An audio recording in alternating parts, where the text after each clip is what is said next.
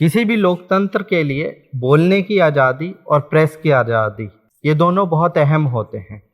मगर मौजूदा समय में जो सत्ताधीश सरकार है वो अपनी आलोचना किसी कीमत पर बर्दाश्त नहीं कर सकती है। चाहे आप इंडिविजुअल हैसियत में हो, चाहे किसी संस्था की हैसियत में हो, चाहे किसी एक न्यूज़ चैनल की हैसियत में हो। अगर आप इस सरकार की आलोचना करेंगे तो ये सरकार आपको बैन कर देगी। Supreme Court said that the critical views of a media organization cannot be termed anti-establishment. आज सुप्रीम कोर्ट द्वारा एक फैसला सुनाया गया है। इस फैसले को आप ऐतिहासिक भी कह सकते हैं। ऐतिहासिक इसलिए कि इसी सरकार ने 1 साल पहले एक मलयालम न्यूज़ चैनल है मीडिया वन, उसके लाइसेंस को ये कहते हुए रिन्यूअल करने से मना कर दिया था कि ये नेशनल सिक्योरिटी के लिए थ्रेट है। Media One being banned from functioning by the centre. The top court has taken a position on the matter, saying that the channel can be allowed to operate in the interim period. Channel को या आम जनता को या court को इस सरकार द्वारा ये नहीं बताया गया था कि वो नेशनल सिक्योरिटी का थ्रेट एक्चुअल में है क्या। चलिए मान लिया एक टाइम के लिए नेशनल सिक्योरिटी का थ्रेट है, मगर जो चैनल है एटलीस्ट आप उसको तो बताएंगे कि इसकी वजह क्या थी, मगर वो भी नहीं बताया गया।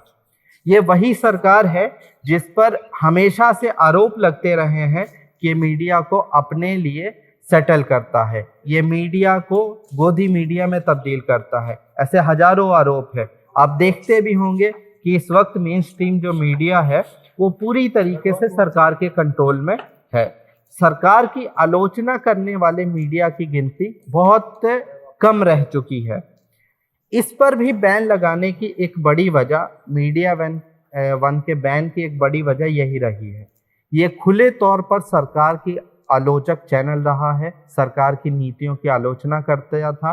खास तौर पे सीए जब बिल आया था उसके टाइम पे सरकार की आलोचना के लिए इस पर बैन भी लगाया गया था, कुछ दिन के लिए ऑफ एयर भी किया गया था। उसके बाद पिछले साल इसको मुकम्मल तौर से इसके रिन्यूअल को ही डिनाई कर दिया गया, जिसको लेकर पहले हाई कोर्ट में पिटीशन डाली गई थी, उसके बाद सुप्रीम कोर्ट में हुआ।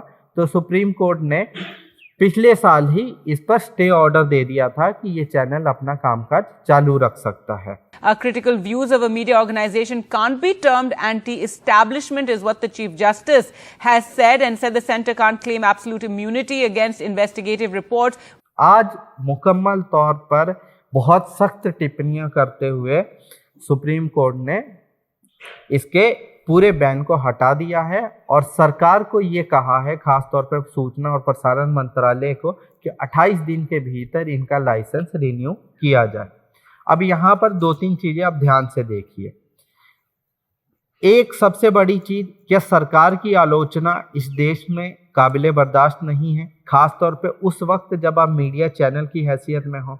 मीडिया का तो काम ही होता है कि सरकार के विपक्ष में खड़े होना। अगर सरकार की नीतियों, गलत नीतियों की आलोचना मीडिया में नहीं होगी तो कौन करेगा।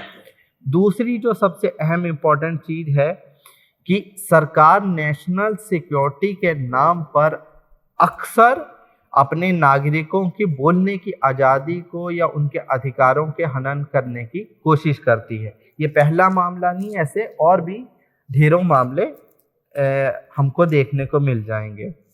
एक जो इस फैसले में सबसे बड़ी चीज़ या हैरानी वाली बात सामने आई है कि सरकार की तरफ से नेशनल सिक्योरिटी का जो थ्रेट बताया गया है उसमें ये कहा गया है क्योंकि इस चैनल के कुछ शेयर होल्डर जमात इस्लामी हिंद से लिंक हैं या उसके कार्यकर्ता है, इसलिए नेशनल सिक्योरिटी के लिए थ्रेट है।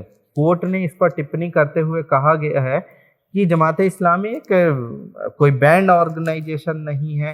वो मान लीजिए एक टाइम के लिए हम लोग ये भी मान लेते हैं कि जमात इस्लामी के कुछ लोगों का उसमें शेयर है भी, तो भी ये कोई इलीगल काम नहीं है, जबकि इस लिंक को ये सरकार साबित भी नहीं कर पाई है।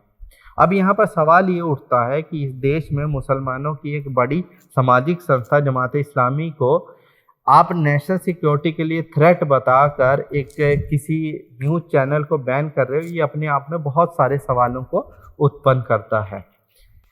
इस सरकार का जो मीडिया को लेकर खास तौर पे रवैया है वो अपने आप में बड़ा अजीब सा है। इस रवैये पर मुझे लगता है कि आम नागरिकों को, संगठनों को बात करने की बेहद ज़रूरत है, क्योंकि ये सरकार चाहती है कि इसका कोई आलोचक ना रहे, सब उसकी तारीफों के पुल बांधते रहें और यूं ही ये कारवां बढ़ता रहे। धन्यवाद।